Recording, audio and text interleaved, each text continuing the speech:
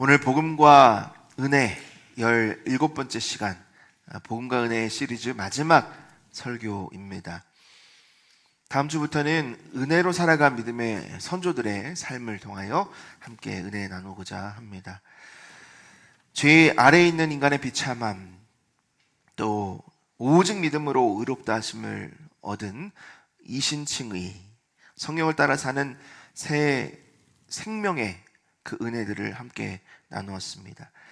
12장부터는 그 은혜를 어떻게 살아가야 하는가 함께 나누었고요. 오늘은 그 마지막으로 은혜를 받은 교회는 어떤 교회인가 함께 나눠보고자 합니다. 여러분, 은혜를 받은 교회는 어떤 교회일까요? 오늘 말씀은 간단하게 이렇게 얘기합니다. 은혜를 받은 교회는 예수 그리스도를 닮는 교회입니다. 그도 그럴 것이 교회는 하나님의 몸이잖아요. 예수 그리스도의 몸, 예수님이 머리가 되시는 공동체. 그러니 예수님을 닮는 것이 당연하겠죠. 우리 자녀들은 부모를 닮습니다. 참 기가 막히게 닮아요. 말하는 것도 행동하는 것도 성격도 다 닮습니다. 우리가 예수님의 제자이자 하나님의 자녀라면 우리 교회가 예수님을 닮는 것은 당연하겠죠. 오늘 말씀을 통해서 예수님을 닮는 교회, 은혜가 넘치는 교회는 어떤 교회인지 세 가지로 말씀을 하고 있는데요. 첫 번째는 이웃의 덕을 세우는 교회입니다. 두 번째는 한마음 한뜻으로 예배하는 교회이고요. 셋째로는 서로를 영접하는 교회입니다. 이것이 로마서의 결론이자 복음과 은혜 설교의 결론입니다. 오늘 말씀을 통해서 우리 평산교회, 우리 모든 성도님들, 또 이곳에서 함께 예배하는 우리 성도님들의 삶이, 또 그 교회가 은혜로 또 사랑으로 충만한 그런 공동체 되기를 예수님의 이름으로 축원합니다. 자, 그러면 첫 번째로 은혜 받은 교회가 어떤 교회인가? 이웃의 덕을 세우는 교회입니다. 오늘 본문을 보면 사도 바울은 로마 교회를 두 부류로 나누고 있어요. 믿음이 강한 자, strong in faith, 그리고 weak in faith, 믿음의 약한 자, 이 두 부류로 나누고 있는데 우리 15장 1절 상반절을 같이 읽어볼까요? 시작. 믿음이 강한 우리는 마땅히 믿음이 약한 자의 약점을 담당하고. 믿음이 강하다, 믿음이 약하다, 뭔가 그 도덕적 우월, 영적 어떤 계급 이런 것들을 얘기하는 것 같은데 그게 아니고요. 한 주제를 가지고 나누고 있습니다. 음식에 관한 거예요.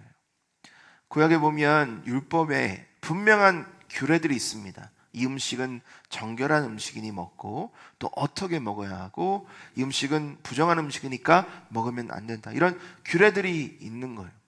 하지만 예수 그리스도의 복음으로 인하여 변화된 우리는 더 이상 율법의 굴레 아래 있지 않죠. 자유함을 누리게 됩니다.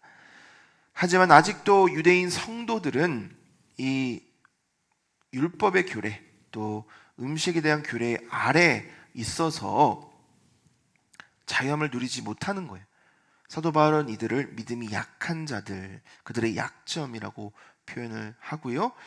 반면에 이방 성도들은 원래 이 규례도 잘 몰랐을 뿐만 아니라 복음으로 변화된 사람들이기 때문에 자유함이 있다, 복음 안에서 우린 자유함을 누린다라고 강함을 드러냈던 사람들이에요. 여러분, 문제는 생각의 차이가 아닙니다. 생각이 다른 것은 문제가 되지 않아요. 문제는 그 차이 때문에 서로 판단하고 정죄하고 무시하는 것이 문제입니다. 성경은 이러한 정죄하고 비판하고 또 무시하는 이런 태도, 이런 언행을 철저히 금지합니다. 대신에 믿음이 강한 사람은 믿음이 약한 사람의 약점을 어떻게 해요? 담당하라라고 명령합니다. 담당이라는 단어의 의미를 제대로 아는 것이 중요하겠죠. 담당하다 하는 단어는 헬라어로 바스타조인데요, 짐을 들어서 어깨에 매는 것입니다. 쉽게 얘기해서 믿음이 강한 사람은 짐이 없어요. 자유함이 누립니다. 하지만 믿음이 약한 사람은 계속해서 앉아도 되는 짐을 지고 있는 거예요. 누군가의 무거운 짐, 그리고 아픔, 상처, 해결하지 못하는 문제들을 멀리서 지켜보고 그냥 놔두는 것이 아니라 오히려 비난하고 비판하는 것을 성경은 금지하고요. 오히려 다가가서 힘들죠. 어렵죠. 함께 같이 지죠. 하면서 도와주라. 그것이 우리의 책무이다라고 말씀합니다. 담당한다, 짐을 함께 진다, 이 단어가 쓰인 또 다른 성경 구절이 있는데 갈라디아서 6장 2절 함께 읽습니다. 시작. 너희가 짐을 서로 지라 그리하여 그리스도의 법을 성취하라. 상처 때문에 사람을 믿지 못하는 사람 있죠. 경제적 어려움이나 자녀의 문제로 밤마다 눈물을 흘리는 분들 계시죠. 질병 가운데 우울함 그리고 외로움에 힘겨워하는 성도님들 계시죠. 판단하거나 비난하거나 비판하지 말고 예수님이 그러셨던 것처럼 다가가서 짐을 함께 지라 말씀하고 있습니다. 그것을 통해서 누구의 법? 내 법 아니에요. 저 사람의 법 아니에요. 누구의 법? 그리스도의 법. 사랑의 법을 완성하라, 성취하라, 이루어내라 말씀하는 거예요. 그렇죠. 교회는 누구의 몸입니까? 예수 그리스도의 몸이시잖아요. 그러니 내 법 아니에요. 내 생각 아니에요. 내가 옳다고 여기는 그 법 아니고요. 사랑의 법, 복음의 법, 그리스도의 법이 우리를 통해 드러나야 하는 거예요. 칼빈은 1절 말씀을 이렇게 설명합니다. 하나님께서 어떤 사람을 강하게 하셨다면 그것은 그 강함으로 약한 자를 떠받쳐 주는 의무를 맡기신 것입니다. 굉장히 중요한 말씀이에요. 우리 패러다임이 시프트가 일어날 수 있는 정도의 말씀인데 한번 생각해 보십시오. 만약 내가 건강하다면 그 건강은 무엇을 위해 주신 거냐는 거예요. 내가 건강하면 나에게도 유익이 되지만 건강이 좋지 않은 분들, 약한 분들을 도와주기 위해서 주셨다는 거예요. 우리에게 물질을 주셨다면 왜 주셨어요? 어려운 사람을 도와주라고 주셨다는 거죠. 하나님 우리에게 믿음을 주셨다면 믿음이 연약한 성도들을 붙들어 주라고 주셨다라고 생각하고 그렇게 실천하라는 거예요. 그래서 강함은 자랑이 아닙니다. 특권이 아닙니다. 의무이자 책무인 거예요. 마땅히라는 단어가 이 책임에 대해서 잘 드러내고 있는데 헬라어로는 오페일로멘 해가지고 반드시 갚아야 되는 의무, 빚을 졌다라는 의미인 거죠. 그래서 영어 성경에는 어떤 성경에서는 ought to, 해야만 한다 혹은 have obligation to 해서 책임을 가지고 있다 이런 식으로 번역을 하고 있어요. 여러분 마땅한 겁니다. 당연히 해야 되는 거예요. 안 해도 되는 게 아니라 하나님의 명령이자 은혜 받은 저와 여러분 우리 교회가 마땅히 치러야 되는 책임이라는 거예요. 자, 계속해서 1절 하반절부터 3절까지 읽어보겠습니다. 시작. 자기를 기쁘게 하지 아니할 것이라. 우리 각 사람이 이웃을 기쁘게 하되 선을 이루고 덕을 세우도록 할지니라.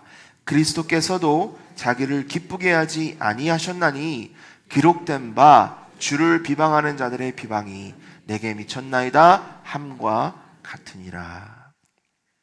바울이 말씀합니다. 자기를 기쁘게 하지 말고 누구를? 이웃을 기쁘게 하십시오. 왜? Why? 왜가 중요하죠. 왜 그럴까요? 예수님께서 우리 구주 되신 예수님께서 예수님 자신을 기쁘게 하지 않으시고 누구를? 나를, 우리를 기쁘게 하셨다. 그거예요. 그것이 우리가 이웃을 기쁘게 해야 되는 이유인 거예요. 여러분 이웃을 기쁘게 하면 두 가지가 이루어집니다. 첫 번째 선, 두 번째 덕. 선은 뭡니까? 옳고 아름답고 좋은 거죠. 보통 선은 내 기준일 때가 많아요. 내가 보기에 좋은 것, 내가 보기에 옳은 것. 그래서 거기에서 벗어나면 악하다고 얘기하고 옳지 않다고 얘기해요. 그것을 위해 싸우기도 해요. 오늘 하나님이 말씀하시는 선은 어떤 선이에요? 내 기준 아니에요. 이웃, 타인의 기준에 그분이 행복하고 그분이 은혜를 입는 것이 선이다. 덕은 뭡니까? 덕은 건물을 짓는다라는 뜻이에요. 건물이 함께 지어지는 것처럼 한 곳만 높고 한 곳만 낮으면 아직 완성이 아니잖아요. 함께 조화롭게 지어져 가는 것처럼 우리 교회도 나만 행복하고 나만 의롭고 나만 선하고 나만 행복한 것이 아니라 우리 모두가 함께 지어져 가는, 그것이 바로 덕인 거죠. 여러분, 교회는 누가 더 옳은지 겨루는 것이 아닙니다. 서로 세워가는 것, 그것이 성경이 우리에게 가르쳐 주시는 교회의 덕입니다. 사람 무너뜨리는 거 쉽습니다. 정말 쉬워요. 말 한마디면 돼요. 눈빛 한 번이면 무너져요. 사람이 세워지는 것 참 어렵습니다. 오랜 인노와 기다림과 또 간심과 기도가 필요해요. 여러분, 그래서 우리가 더 예수 그리스도의 사랑을 마음에 품어야 합니다. 더 인내하고 더 기다리고 더 관심을 갖고 더 기도할 때 사람이 세워지고 그것을 통하여 그리스도의 사랑의 법이 이 땅 가운데 드러나게 되는 거예요. 여러분, 이 일이 쉬울까요? 어려울까요? 어려워요. 참 어렵습니다.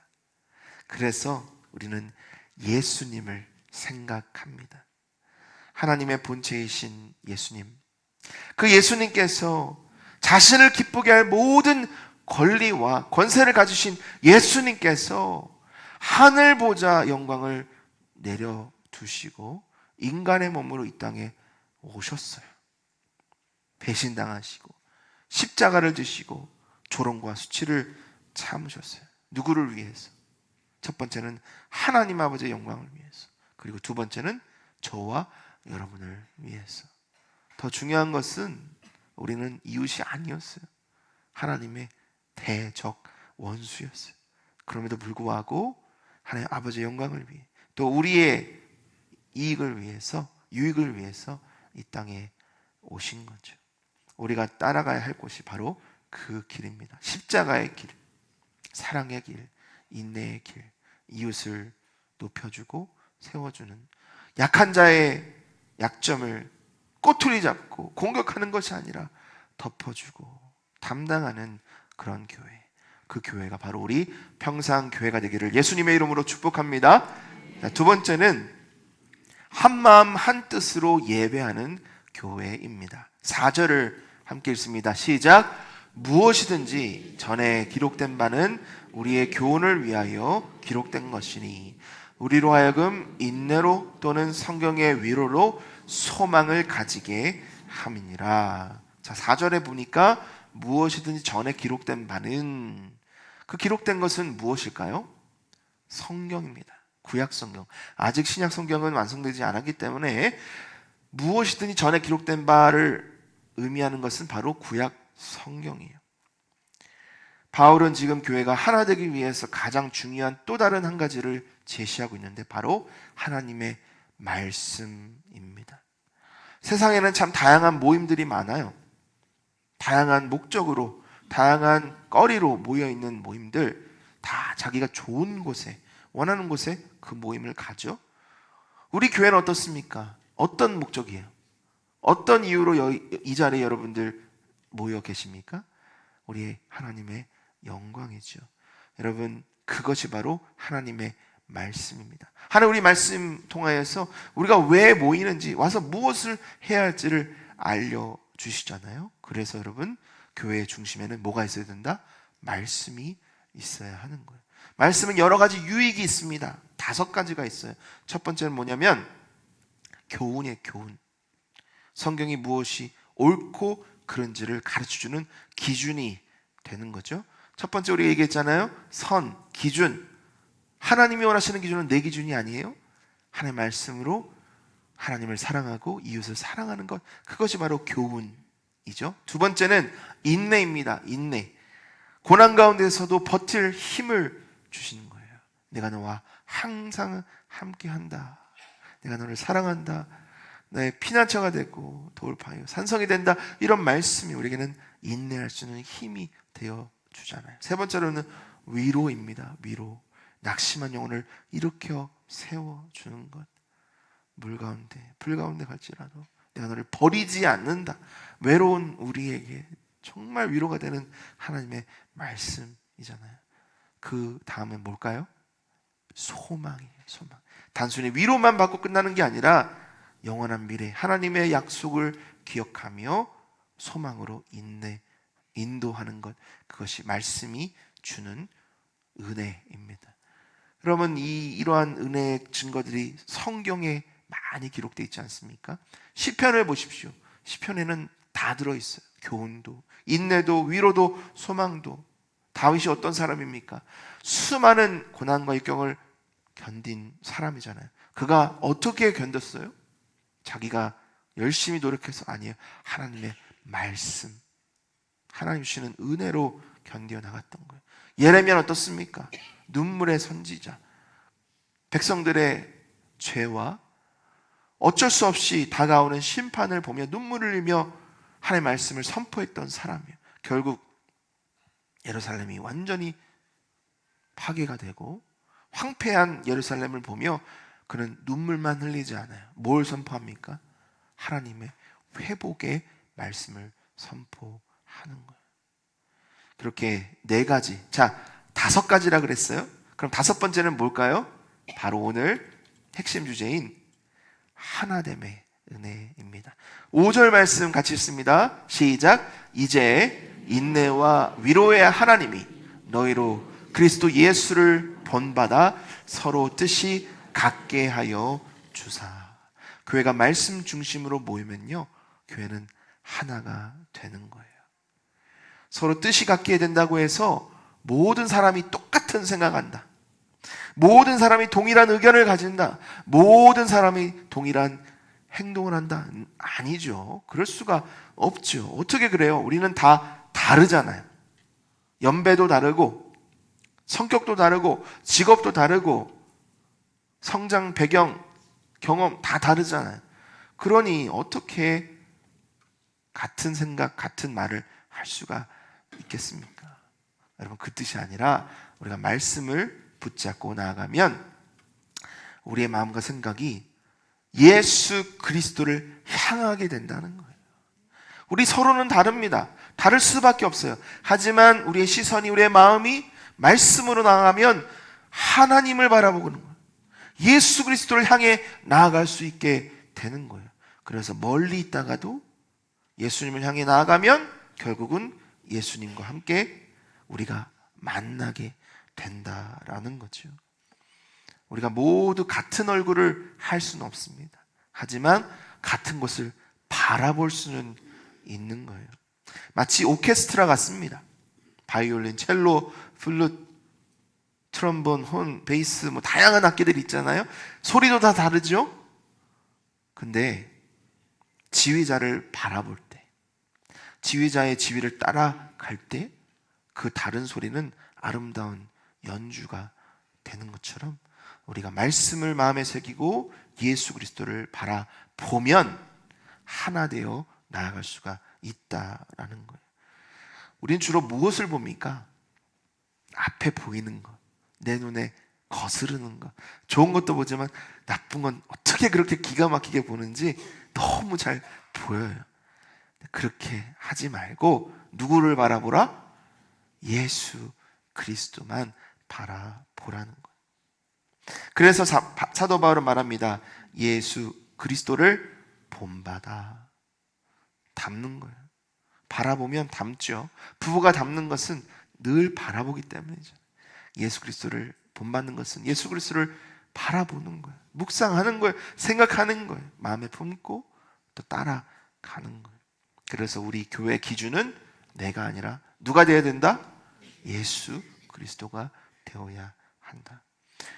내 마음에 맞는 성도 있습니까? 없습니까?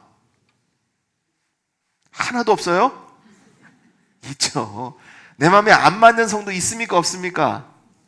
있어요. 내 마음에 맞기도 하고 안 맞기도 하는데 여러분, 그게 중요한 게 아니잖아요. 예수 그리스도의 마음에 맞으면 되는 거죠. 나도 내 마음을 예수 그리스도에 맞춰 가는 거예요. 그래서 혹시나 소그룹이나 기관이나 마음의 갈등이나 어려움이 있으면 이렇게 한번 내 마음을 들여다보면 좋겠습니다. 이것은 내 주장인가? 아니면 주님의 뜻인가? 내 자존심인가? 아니면 복음인가? 내 만족인가? 아니면 공동체의 유익인가? 이런 질문들을 스스로에게 던질 때, 그리고 그런 질문을 통해서 내 말과 행동을 필터링 해볼 때 우리는 예수 그리스도를 바라보게 되는 거예요.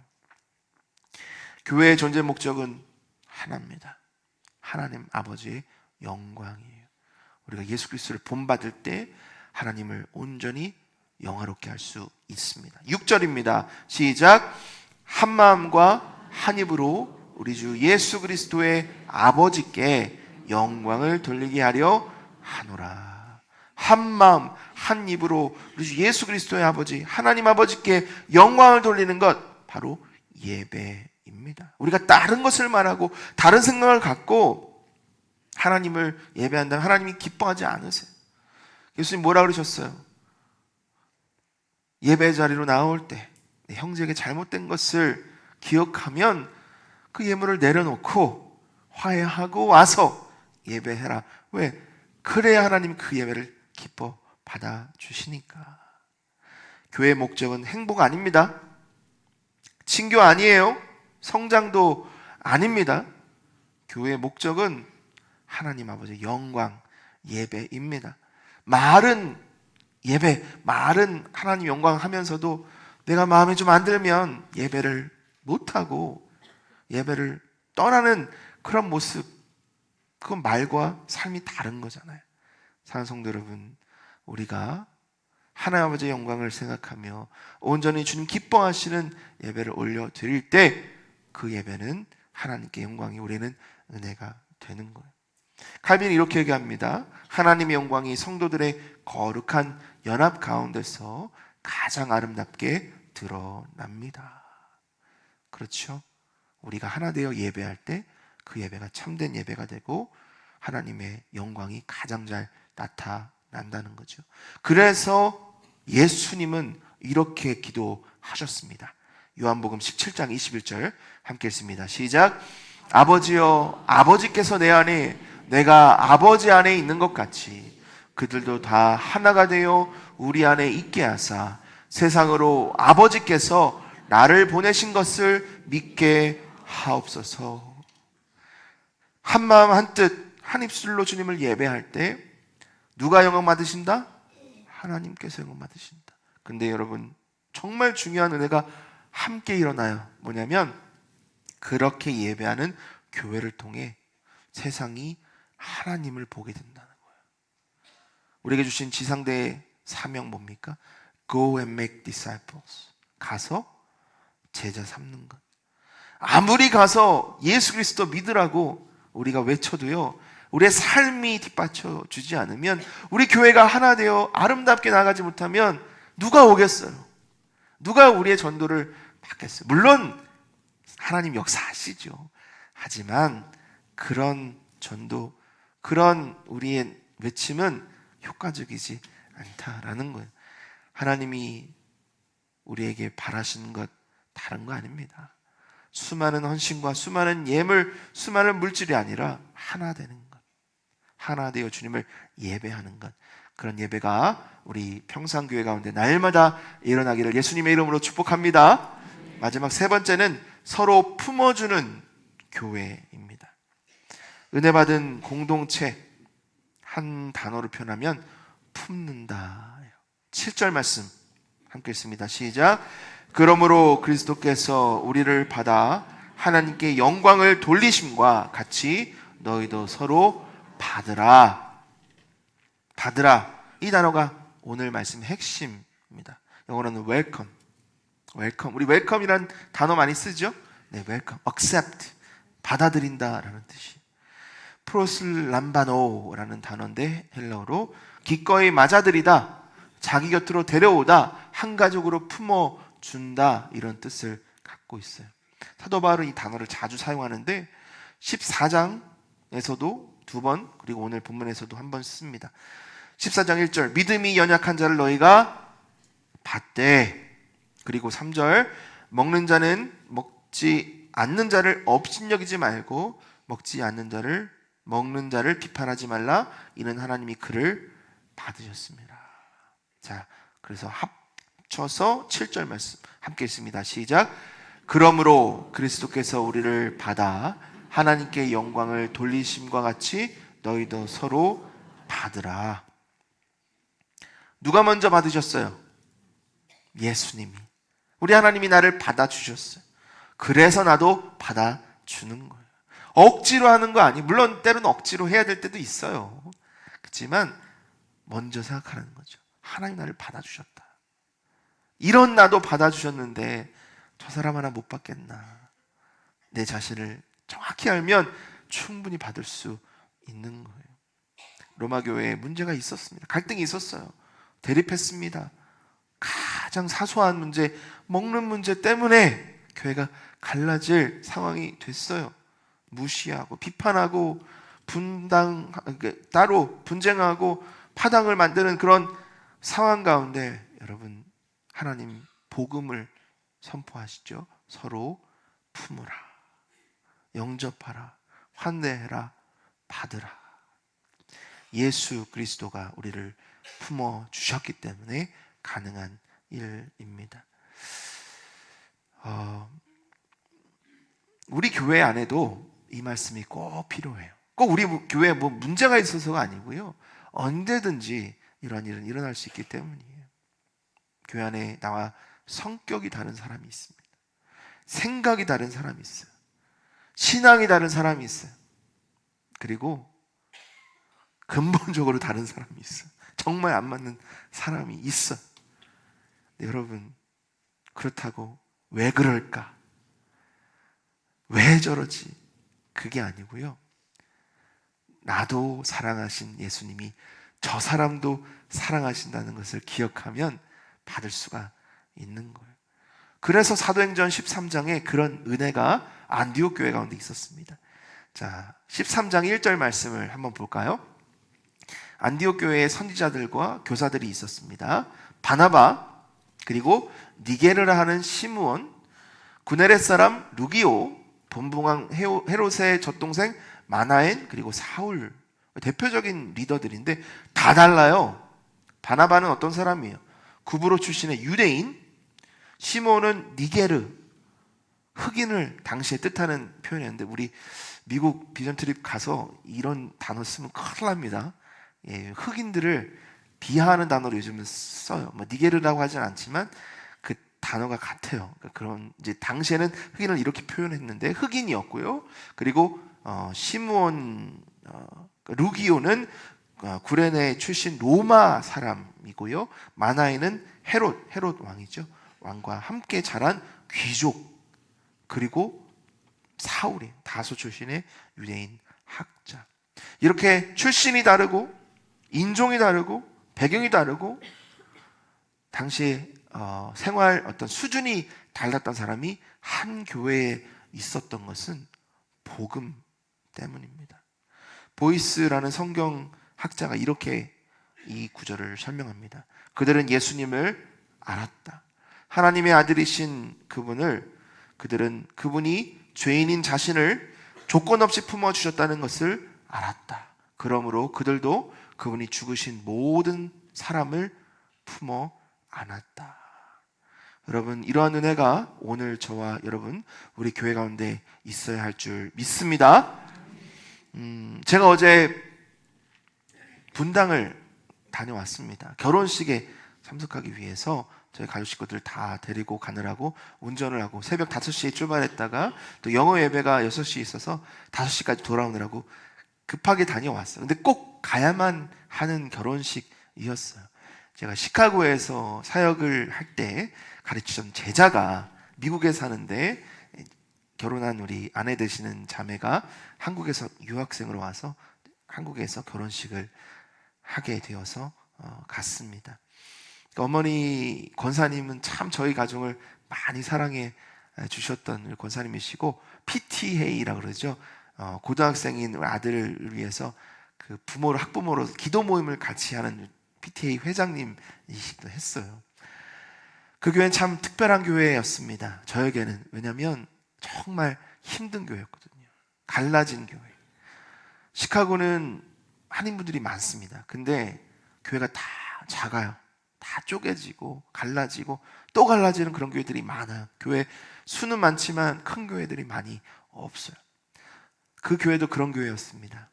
1000명이 넘는 아주 건물도 훌륭하게 지은 교회였는데 어떤 일로 인해서 완전히 반으로 갈라졌어요. 저는 그 상황을 몰랐고 시카고에 가서 그 교회에 사역을 시작했는데 아이들이 너무 마음이 힘든 거예요. 닫혀 있는 거예요. 상처가 많아요. 그래서 저를 받아주지 않더라고요.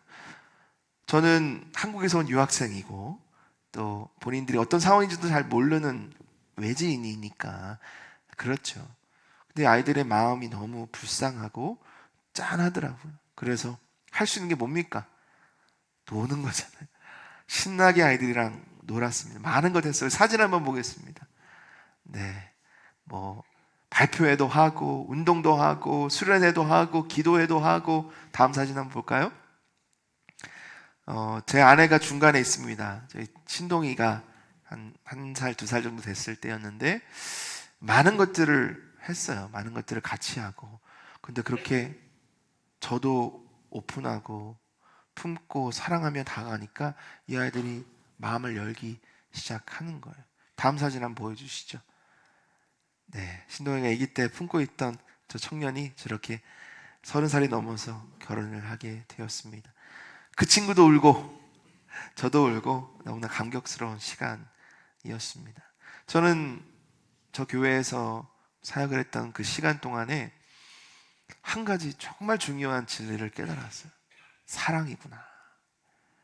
언어도 다르고 문화도 다르고 환경도 달랐지만 사랑으로 다가가고 사랑으로 품어주니까 사랑으로 또 다가오게 되는 그런 모습들을 보면서 사랑으로 목양하는 또 목회하는 목회자가 되게 되겠다 다짐하고 여기까지 오게 되었습니다. 먼저 다하고 먼저 말을 걸고 먼저 손을 내밀고 먼저 이해해 줄 때 교회는 품는 교회, 사랑하는 교회, 하나 되는 교회가 될 수 있는 거예요.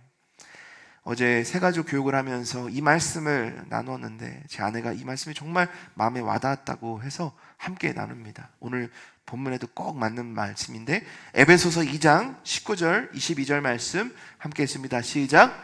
그러므로 이제부터 너희는 외인도 아니요 나그네도 아니요 오직 성도들과 동일한 시민이요 하나님의 권속이라. 잠시 말씀 보겠습니다. 우리는 외인이 아니에요. 밖에서부터 온, 나는 이미 안에 있던 그런 거 아니고요. 나그네도 아니에요. 그냥 왔다가 지나가는 나그네도 아니에요. 우리는 모두 다 하나님의 거룩한 성도이자 하나님의 나라의 백성, 하나님의 자녀들임을 기억해야 하는 거예요. 자, 그래서 어떻게 해요? 22절 시작. 너희도 성령 안에서 하나님이 거하실 처소가 되기 위하여 그리스도 예수 안에서 함께 지어져 가느니라.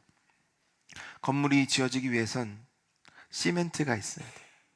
같이 붙어 있어야 돼요. 서로 품어주고 안아주고 하나 되는 그러한 노력으로 인하여 우리는 함께 지어져 가는 교회가 되는 거죠. 다시 한번 묻습니다. 쉽습니까? 어렵습니까? 어려워요. 그래서 우리는 두 가지를 늘 기억해야 합니다. 첫 번째, 그리스도께서 우리를 예수님이 나를 받아주셨다. 나 같은 사람을 예수님이 받아주셨으니 나도 받아야지. 나도 품어야지. 나도 사랑해야지. 두 번째로, 하나님께 영광을 돌리심과 같이 이 결단이, 이 희생이, 이 사랑이 하나님이 보시지, 하나님이 아시지, 하나님이 기뻐 받아주시지. 이런 고백으로 나아갈 때 하나님이 진정 기뻐하시는 예수 그리스도를 닮아가는 우리 평산교회가 될 줄 믿습니다. 오늘 말씀, 은혜 받은 교회 어떤 교회인가? 이웃의 덕을 세워주는 교회, 한마음으로 하나님께 예배하는 교회, 서로를 품어주는 교회 공동체입니다. 여러분, 내 자신을 바라보지 마시고 또 내 눈앞에 있는 그 사람을 바라보지 마시고 먼저 예수 그리스도를 바라보시기를 바랍니다. 예수 그리스도 바라볼 때 보이지 않던 것들이 보이게 되고요, 예수 그리스도를 바라볼 때 보이던 것들이 보이지 않게 되는 거예요. 우리 짐을 대신 지어주신, 우리를 위해 이 땅에 오시고 십자가에서 죽으신 예수님, 그 사랑과 은혜를 받은 저와 여러분이 그 사랑으로 세워주고 품어주고 하나 되어갈 때 하나님이 그런 우리 평산교회를 통해서 참 힘들고 어려운 이 지역과 또 예수 믿지 않는 우리 불신자들 또 이웃들을 사랑으로 녹여주실 줄 믿습니다. 그렇잖아요. 우리 다 외롭잖아요. 사랑이 그립잖아요. 누군가 나를 찾아와주고 격려해주고 보듬어주기를 우리는 원하잖아요. 예수님이 우리에게 그렇게 해주신 것처럼 나도 해주고 또 서로 해주며 나아갈 때 그런 교회가 이 땅 가운데 가장 필요한 교회, 가장 소중한 교회임을 우리는 고백합니다. 기도합니다. 우리 평산교회가 그런 교회였고 앞으로도 그런 교회가 되기를 기도하고 소망합니다. 저 혼자 할 수 없어요. 소수만이 할 수도 없는 거예요. 우리 다 함께 해야 합니다. 그것을 위해 기도하며 손 붙잡고 함께 나가는 우리 평산교회 되기를 예수님의 이름으로 축원합니다. 우리 주신 말씀 기억하면서 자리에서 일어나셔서 찬양하며 결단하며 나가겠습니다. 우리 함께 기도해.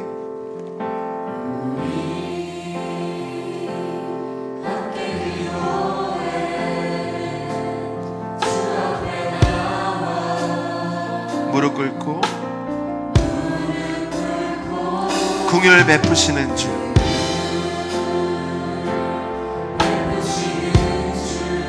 하늘을 향해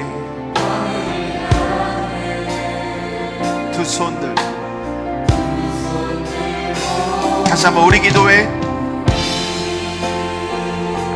함께 기도해.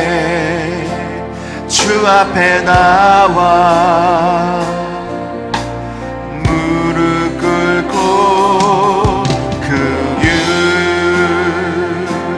베푸시는 주, 하늘을 향해 우리 두 손 들고 찬양했습니다. 하늘 문이 열리고 하늘 문이 열리고 은혜의 비추기 이 땅 가득 내리도록 마침내 주 오셨소. 마침내 주 오셨어. 은혜 비추기 이리 위에 부시도록. 다시 한번 우리 함께 기도해. 우리 함께 기도해. 주 앞에 나와 무릎 꿇고 긍휼 베푸시는 주, 하늘을 향해 두 손 들고 하늘 문이 열리고 은혜의 비추기 이 땅 가득 내리도록 마침내 주 오셔서 은혜의 비추기 우리 위에 부시도록 하늘 문이 열리고 하늘 문이 열리고 은혜의 비추기 이 땅 가득 내리도록 마침내 주 오셔서 의의 비추기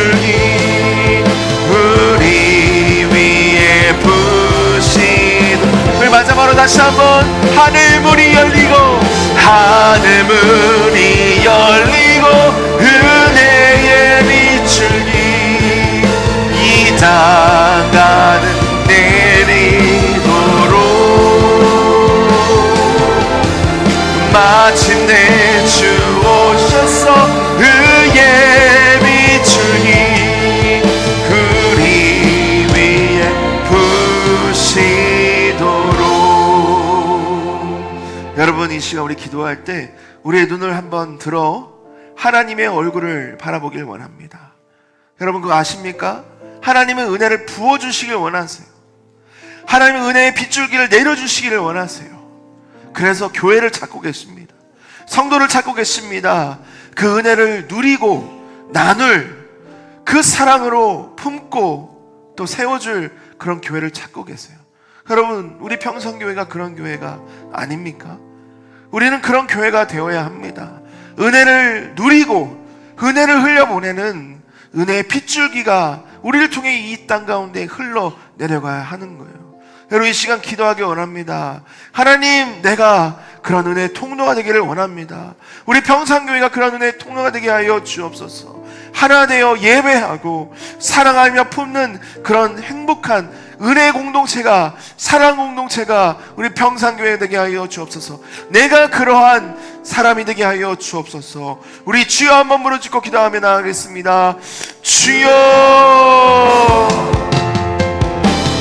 하나님 은혜의 밑줄기를 내려주시옵소서.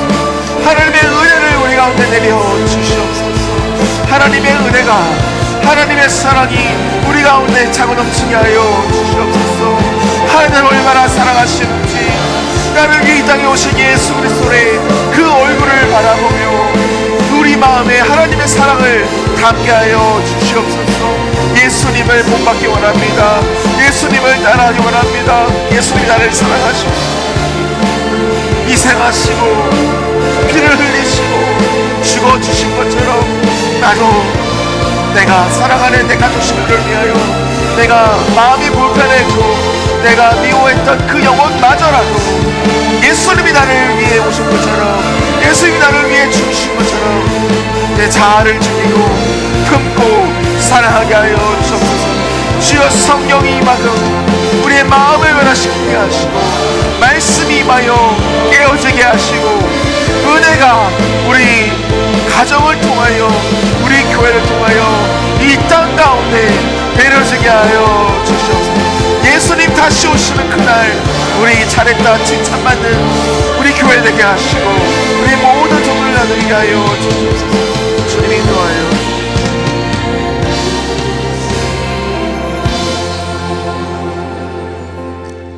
사랑하는 하나님,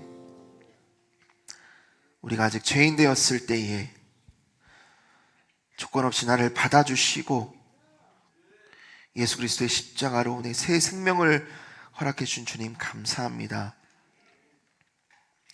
이제는 받은 은혜를 나만 간직하는 것이 아니라 예수 그리스도를 닮게 하여 주시옵소서.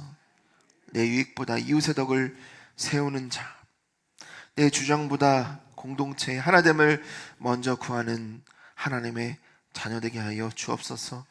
하나님, 회개합니다.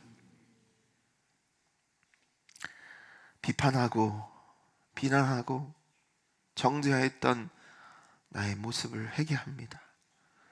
이제는 예수 그리스도의 사랑을 품습니다. 내 유익을 구하지 않고 성도의 유익, 교회의 유익을 구하고 예수님이 나를 안아주신 것처럼 나도 품게 하여 주시옵소서. 하나님, 우리 평산교회 복음으로 하나 되게 하시고 은혜로 날마다 풍성한 은혜 위에 은혜가 있게 하여 주옵소서. 그래서 우리 평산교회를 통하여서 이 지역이 변화되게 하시고 예수 그리스도의 사랑이 흘러가게 하시고 은혜의 빗줄기가 이 땅 가운데 넘쳐나게 하여 주시옵소서. 하나님, 힘듭니다. 어렵습니다. 연약하고 병들어 지쳐 있습니다. 하지만 은혜가 임하여 우리를 세워주시고 우리를 변화시켜 주시고 하나님의 역사를 경험케 하여 주시옵소서. 예수 그리스도의 사랑을 담아 그 사랑으로 하나 되는 우리 가정이 되게 하시고 우리 평산 교회 되게 하여 주시옵소서. 주님께 모든 영광과 존귀 감사 올려드리며 살아계신 예수님의 이름으로 기도합나이다. 아멘. 우리 주 예수 그리스도의 은혜와 하나님 아버지의 크신 사랑하심과 성령님의 교통하심이 예수 그리스도를 닮아 복음으로 하나 되고 은혜로 세워지는 공동체를 이루기로 다짐하며 결단하는 사랑하는 모든 평성의 성도들과 이 자리에 함께 예배하는 모든 성도들의 삶 위에, 우리 가정과 생업과 우리 교회 위에 이제로부터 영원토록 항상 함께 있을지어다. 아멘.